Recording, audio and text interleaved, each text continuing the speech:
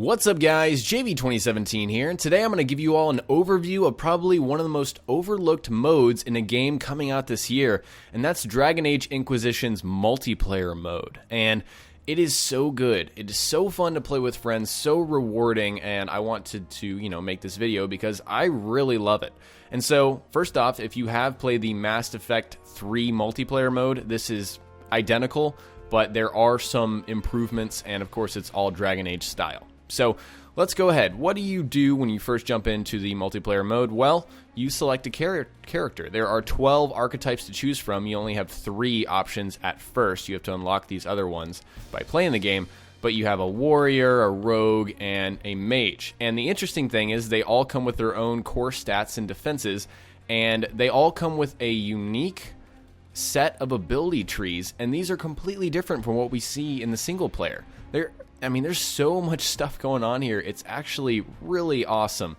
And so you can really go through here and spend your points and, level up. And of course, you level up just like you do in the main game. As you can tell on the right, I am level 9 with this human archer rogue here.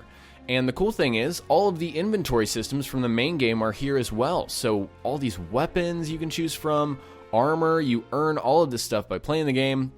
Accessories, upgrades, and even the robust crafting system is here.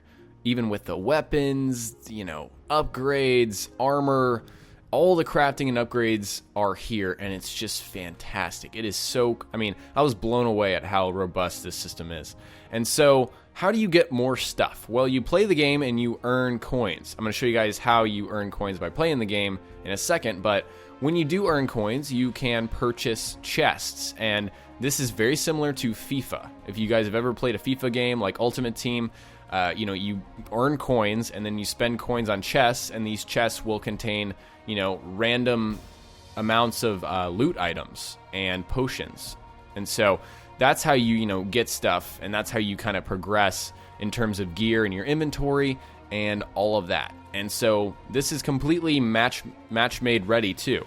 So I could just pick a quick match, random destination. There's 3 maps to choose from. I'll show you guys one in just a second. And then there's 3 different actual difficulty levels. And you can also put it on random. So let's go ahead and jump in and show you guys the actual, gameplay of what's going on. So once you go through the matchmaking, you will arrive at whichever map you started on with your party of 4. That's the maximum party size. And you'll have your overall mission objective, which is to secure the Tevinter ruins. And really the fiction of this is that you are a part of the Inquisition. You are basically, soldiers doing some kind of mission objective. So there are 5 zones of each map. As you saw right there, this is the Reliquary, which is zone 1 of 5. And each one of these zones is actually randomized. It's completely random.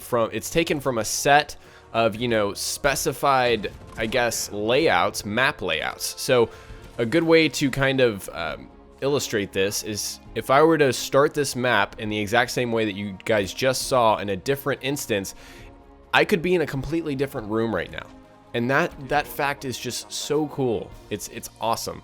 And also, each of these have different objectives. And my objective right now is very simple. I think most of the time your first zone is going to be defeat all hostiles. So, as you can tell in the bottom left, defeat all hostile forces. That is our objective. That's all we have to do in this area. But the objectives are randomized. And you'll see we'll get to another one in the second zone. So basically from start to finish, it's go through this dungeon, go through these 5 separate zones that all have randomized layouts and random objectives, and get to the end. I don't know, if that doesn't get you guys excited, I don't know what will, because that is so cool.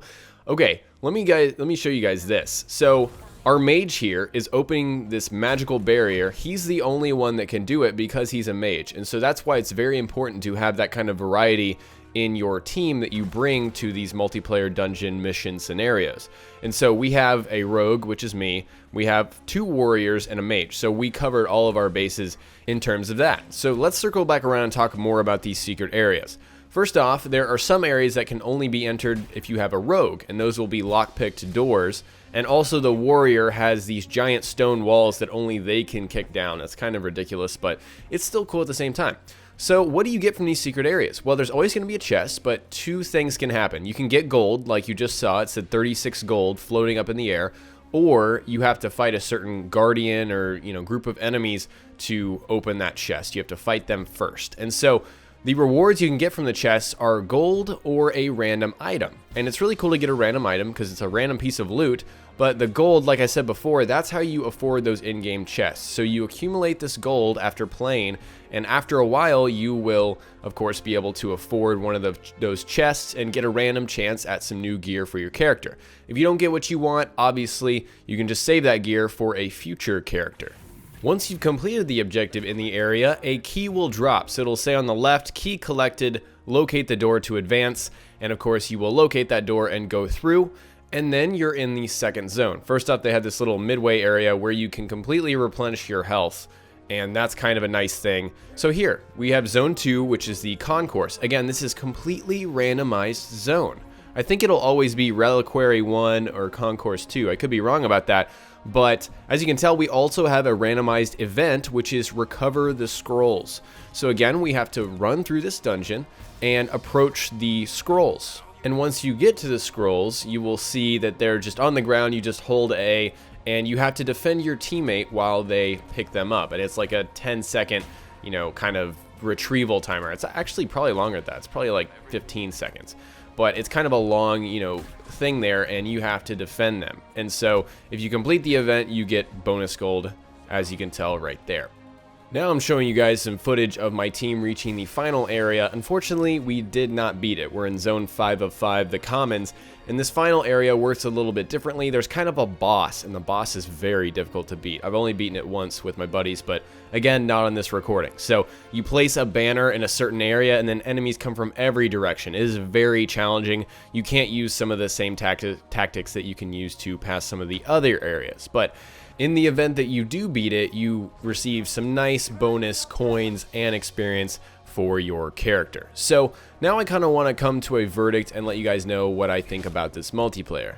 I just think the combination of the fact that everything is randomized, you're not going to get the same experience every single time, really increases the replay value and makes this mode so fun. There's so many things going on and so many opportunities to really make your characters feel unique, and I think that's super important in a game like this, and I think it really channels a lot of the single player modes, features as well. And so guys, this is a fantastic mode. If you own Inquisition, or if you want to play a co-op game with your friends, this is really high up there. I really suggest you all check it out.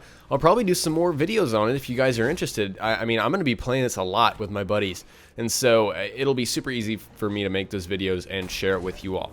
So if you enjoyed this video, remember to hit the like button. I'd really appreciate it. Also, don't forget you can subscribe to my channel for more Dragon Age videos, and I'm going to start doing some builds soon. I haven't played the game enough to really talk intelligently about, builds and whatnot, but I'm going to power through the game a little bit more and start posting some build videos on my channel. So, hope you guys enjoyed, and I will talk to you all next time.